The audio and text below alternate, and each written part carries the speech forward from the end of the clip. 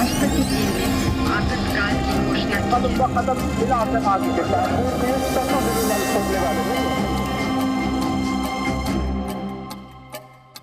इस कार्यक्रम में दिखाए गए सभी तथ्य ऐतिहासिक किताबों, विशेषज्ञों और जानकारों से लिए गए हैं। कार्यक्रम का उद्देश्य किसी भी धर्म, जाति या किसी की भावनाओं को ठेस पहुंचाना नहीं है। जी न्यूज प्रस्तुत करता है टाइम मशीन, 75 वर्ष के युवा भारत की अनकही अनसुनी दास्तां अदिति त्यागी के साथ। नमस्कार, आपके साथ मैं अदिति त्यागी हूँ और टाइम मशीन में आपका स्वागत है। कहते हैं कि वक्त गुजरता भले ही है, लेकिन इसका पूरा लेखा जोखा इतिहास के पन्नों में दर्ज होता है। कुछ किस्से, कुछ कहानियां ऐसे होते हैं जो सदियों तक याद रखे जाते हैं और इसीलिए आज टाइम मशीन में हम आपको लेकर चलेंगे वर्ष 1985 में, जब आजाद भारत पूरे 38 साल का हो गया था। ये वो साल था जब राजीव गांधी हाइड्रोजन बॉम्ब परीक्षण करके दुनिया को हैरान करना चाहते थे। इस साल ही खुला था बाबरी मस्जिद का ताला और पाकिस्तान को क्रिकेट मैच में हराने पर रवि शास्त्री ने जीती थी ऑडी 100। यही वो साल था एयर इंडिया के विमान में जब हुआ था आतंकी हमला और इसी साल पाई गई थी चंबल में पहली डॉल्फिन। भारत ने 7 देशों के साथ मिलकर की थी सार्क की स्थापना। तो चलिए आपको लेकर चलते हैं टाइम मशीन के जरिए साल 1985 में और आपको दिखाते हैं उस साल की 10 अनसुनी और अनकही कहानियां।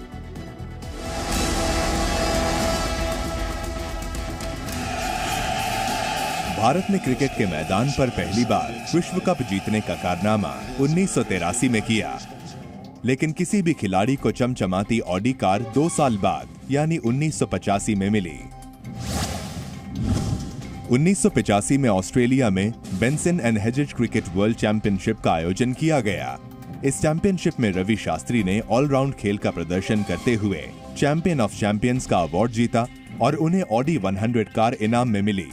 रवि शास्त्री ने टूर्नामेंट के 5 मैचों में 182 रन बनाए और 8 विकेट लिए। उन्होंने पाकिस्तान के खिलाफ फाइनल मैच में भी शानदार प्रदर्शन किया। शास्त्री ने 63 रन की नॉट आउट पारी खेली और 1 विकेट भी लिया। मेलबर्न में खेले गए फाइनल मैच में पाकिस्तान को हराने के बाद जब रवि शास्त्री को ऑडी कार दिए जाने का ऐलान हुआ तो भारतीय टीम के सभी खिलाड़ियों ने जमकर जश्न मनाया। भारतीय टीम के सभी खिलाड़ी ऑडी कार पर सवार थे, कोई अंदर, कोई बोनट पर तो कोई छत पर नजर आया। ये कार उस जमाने में 3rd जनरेशन मॉडल था और इसमें हाईटेक फीचर्स थे। तत्कालीन प्रधानमंत्री राजीव गांधी ने कार की इंपोर्ट ड्यूटी को भी माफ कर दिया। शिपिंग कॉर्पोरेशन ऑफ इंडिया ने ऑडी कार को भारत लाने का इंतजाम किया और टूर्नामेंट के कुछ महीनों बाद ये कार मुंबई पहुंची। रवि शास्त्री की इस कार को जब जहाज के कंटेनर से बाहर लाया गया तो उसे देखने के लिए डॉक पर 8 से 10 हजार लोग मौजूद थे।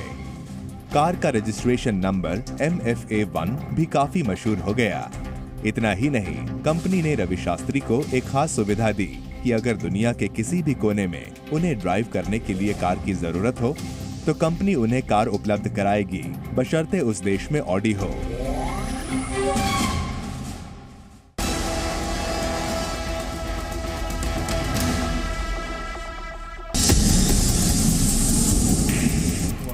साल 1985 अपने साथ एक कभी न भूलने वाला दर्द भी लेकर आया।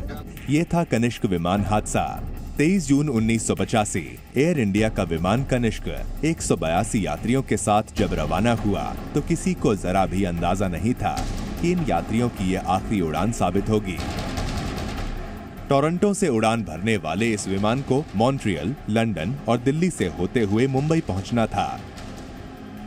329 लोगों को लेकर विमान यूरोप की सीमा में दाखिल होने के बाद आयरलैंड की ओर पहुंचा ही था कि उसमें धमाका हो गया, जिससे हजारों फीट की ऊंचाई पर विमान में आग लग गई और जलता हुआ विमान अटलांटिक सागर में गिर गया। साथ ही सवार सभी यात्रियों की मौत हो गई। बड़ा सवाल ये था कि आखिर विमान में अचानक ऐसा क्या हुआ जो आसमान में ही इतना बड़ा धमाका हुआ। दरअसल कनाडा और भारतीय सरकारों की जांच में पता चला कि इस धमाके के पीछे सिख आतंकवादी संगठन बब्बर खालसा का हाथ है।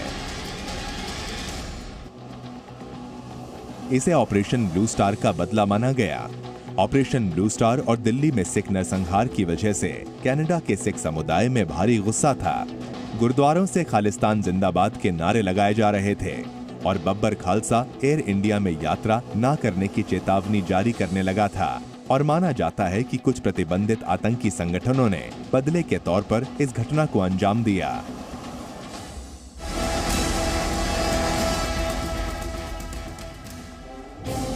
तीन तलाक को लेकर साल 1985 में एक केस जमकर सुर्खियों में रहा। तब तीन तलाक को लेकर शाहबानो नाम की महिला ने इसके खिलाफ आवाज उठाई थी और शाहबानो की इस केस में जीत हुई थी। इसकी कहानी 1975 से शुरू हुई थी, जब शाहबानो के पति मोहम्मद अहमद खान ने किसी कम उम्र की महिला से शादी कर ली और 1978 में उन्हें तलाक दे दिया था। अहमद खान ने बीवी शाहबानो को उनके 5 बच्चों समेत घर से निकाल दिया। इसके बाद शाहबानो ने गुजारा भत्ते के लिए निचली अदालत में केस किया। यहाँ वो केस जीत गईं और अदालत ने उनके पति को शाहबानो को हर महीने 25 रुपए देने का आदेश दिया। 25 रुपए के गुजारे भत्ते की राशि को बढ़ाने के लिए शाहबानो ने ये केस फिर मध्य प्रदेश हाई कोर्ट में दायर किया, जिसके बाद उनके गुजारे भत्ते की राशि को 25 रुपए से बढ़ाकर 179 रुपए कर दिया गया। उधर शाहबानो के पति ने हाई कोर्ट में अर्जी दाखिल की और देश में ये केस शाहबानो केस के नाम से जाना जाने लगा। इस मामले में सुप्रीम कोर्ट में 5 जजों की बेंच ने 23 अप्रैल 1985 को अपना फैसला सुनाया, जिसमें कोर्ट ने शाहबानो के पक्ष में फैसला सुनाते हुए 500 रुपए मासिक भत्ता देने की बात कही और इस तरह से वो ये केस जीत गईं। लेकिन राजीव गांधी ने 1986 में मुस्लिम महिला अधिनियम संसद से पास करवा लिया था। अधिनियम के मुताबिक मुस्लिम महिला को अगर उसका पति 3 तलाक दे देता है तो केवल 90 दिन या 3 महीनों तक ही उसे अपनी पत्नी को गुजारा भत्ता देना होगा और इस तरह उस वक्त शाहबानो की जीत कर भी हार हो गई थी।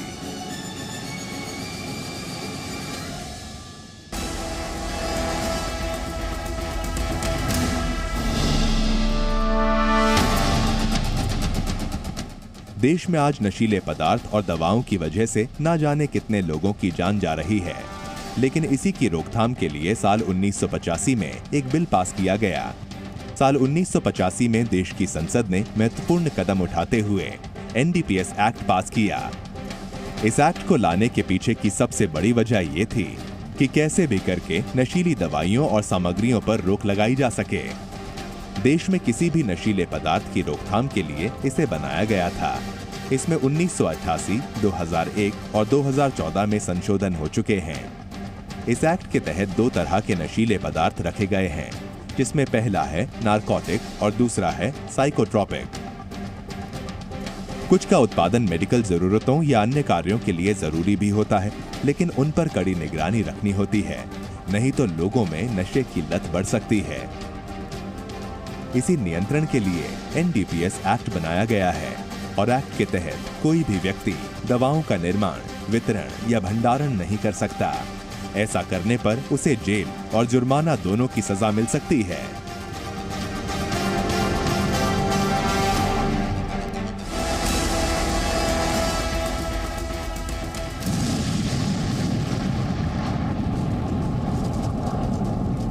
साल 1985 में राजीव गांधी हाइड्रोजन बम बनाना चाहते थे। सुनकर आपको शायद ये अजीब लगे, लेकिन ये सच है। साल 1985 में राजीव गांधी सरकार ने हाइड्रोजन बम बनाने की पूरी तैयारी कर ली थी और ऐसा राजीव गांधी पाकिस्तान के परमाणु कार्यक्रम के जवाब में कर रहे थे और हाइड्रोजन बम का परीक्षण करने की तैयारी में थे। अमेरिका की खुफिया एजेंसी CIA के दस्तावेजों के जरिए ये जानकारी सामने आई थी। CIA की जानकारी के मुताबिक राजीव गांधी सरकार जिस हाइड्रोजन बम का परीक्षण करना चाहती थी, वो इंदिरा गांधी सरकार की ओर से किए पोखरण परीक्षण से ज्यादा ताकतवर था। भारत उस समय न्यूक्लियर टेक्नोलॉजी के लिहाज से पाकिस्तान से कहीं आगे था। राजीव गांधी परमाणु कार्यक्रम को आगे बढ़ाने को लेकर हिचक रहे थे, लेकिन 1985 की शुरुआत में पाकिस्तान की ओर से परमाणु हथियार बनाने की योजना पर काम करने की रिपोर्ट मिलने पर उन्होंने अपना इरादा बदल दिया। राजीव ने 4 मई 1985 को कहा था कि परमाणु हथियार बनाने की पाकिस्तान की निरंतर कोशिशों की वजह से भारत अपनी न्यूक्लियर पॉलिसी की समीक्षा करने के लिए मजबूर हुआ है। बताया गया कि इसे भाभा एटॉमिक रिसर्च सेंटर के 36 वैज्ञानिकों ने तैयार किया था। CIA ने तो ये भी दावा किया कि भारत परमाणु हथियारों के लिए प्लूटोनियम जमा कर रहा था, लेकिन अंतर्राष्ट्रीय प्रेशर की वजह से शायद भारत पाकिस्तान के ठिकानों पर हमला ना करे।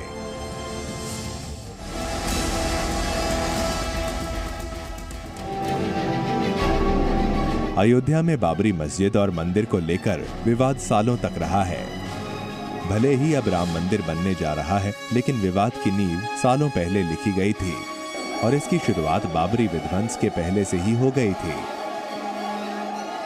दरअसल साल 1985 में पहले जहां राजीव गांधी ने 3 तलाक का केस जीतने वाली शाहबानों के केस में मुस्लिम समुदाय का समर्थन किया और कानून बनाकर जीती हुई शाहबानों के नसीब में हार लिख दी, इसके बाद से ही कांग्रेस को लेकर लोगों के मन में कड़वाहट आने लगी। रही बची कसर राजीव गांधी ने अयोध्या में विवादित स्थल के ताले खुलवाकर पूरी कर दी। 1985 में राजीव गांधी ने विवादित स्थल का ताला खुलवा दिया, तब उन्हें सत्ता संभाले 1 साल भी नहीं बीता था। राजीव गांधी ही वो पहले व्यक्ति थे जिन्होंने बाबरी मस्जिद का ताला खुलवाया था और फिर साल 1989 में राम मंदिर निर्माण के लिए शिलान्यास की भी इजाजत दे दी थी। माना जाता है कांग्रेस सरकार का ये फैसला शाहबानो केस के बाद नाराज हिंदू वोट बैंक को अपनी तरफ खींचने के लिए लिया गया था, लेकिन कांग्रेस का दांव उल्टा पड़ा और बाजी बीजेपी ने मार ली थी।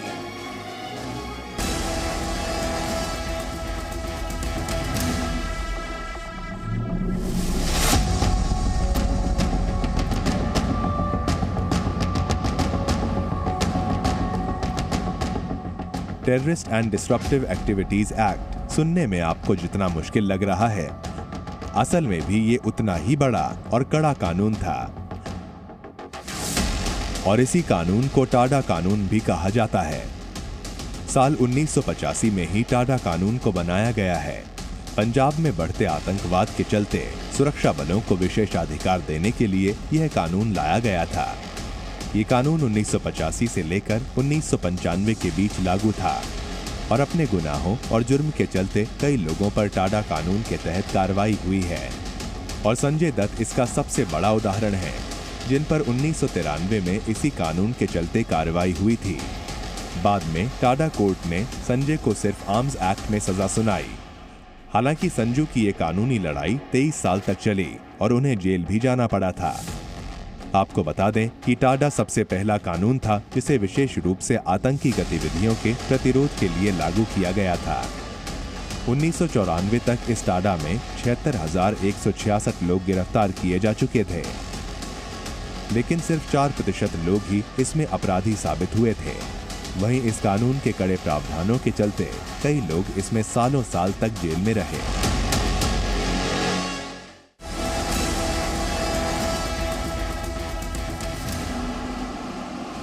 डॉल्फिन यानी वो मछली जो बहुत ही कम देखे जाने वाली मछली है।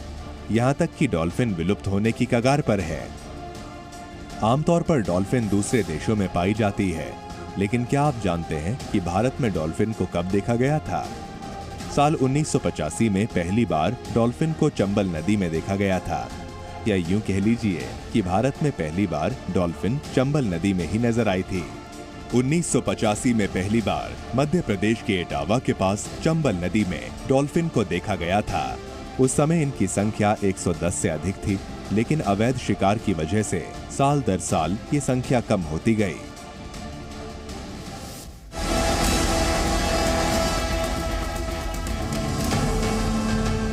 साल 1985 में सार्क यानी south Asian association for regional cooperation की शुरुआत साल 1985 में हुई थी और इसका उद्देश्य दक्षिण एशिया में रहने वाले लोगों के जीवन को सामाजिक, आर्थिक और सांस्कृतिक लिहाज से बेहतर बनाना है। सार्क का मतलब दक्षिण एशियाई क्षेत्रीय सहयोग संगठन होता है। पहली बैठक 7 से 8 दिसंबर 1985 में बांग्लादेश की राजधानी ढाका में हुई थी। ये दक्षिण एशिया के 8 देशों का एक समूह है। इसका उद्देश्य दक्षिण एशिया के विकासशील, निर्भर और मजबूत बनाने के लिए कदम भी उठाना है। सार्क का मकसद आतंकवाद की समस्या से लड़ना और महिलाओं को क्षेत्रीय स्तर पर आगे बढ़ाना है। सार्क देश मिलकर एक साथ निर्णय लेते हैं। इसके सदस्य राज्य अफगानिस्तान, बांग्लादेश, भूटान, भारत, मालदीव, नेपाल, पाकिस्तान और श्रीलंका हैं। सार्क का मुख्यालय काठमांडू, नेपाल में है।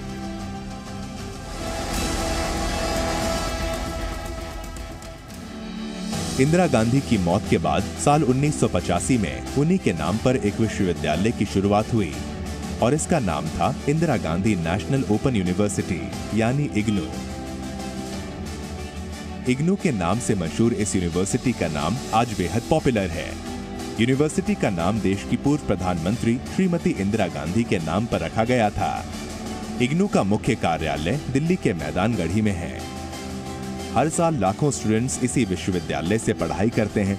इसके अलावा इग्नू में भारत और अन्य 33 देशों के लगभग 40 लाख विद्यार्थी पढ़ते हैं।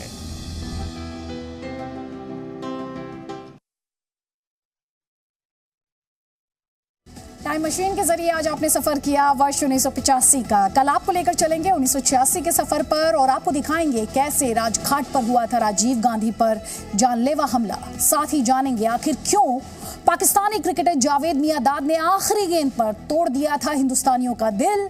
2 पैसे के लिए आखिर क्यों किसान नेता बालूराम हो गए थे शहीद, और भारत ने क्यों किया था 1986 में कॉमनवेल्थ गेम्स का बहिष्कार। आज के लिए बस इतना ही। कल फिर मिलेंगे आपसे टाइम मशीन में। तब तक के लिए नमस्कार। अमृत महोत्सव के प्रारंभ होने राष्ट्रपति जी ने आतंककाल की घोषणा की। कदम ब कदम मिलाकर आगे बढ़ा है।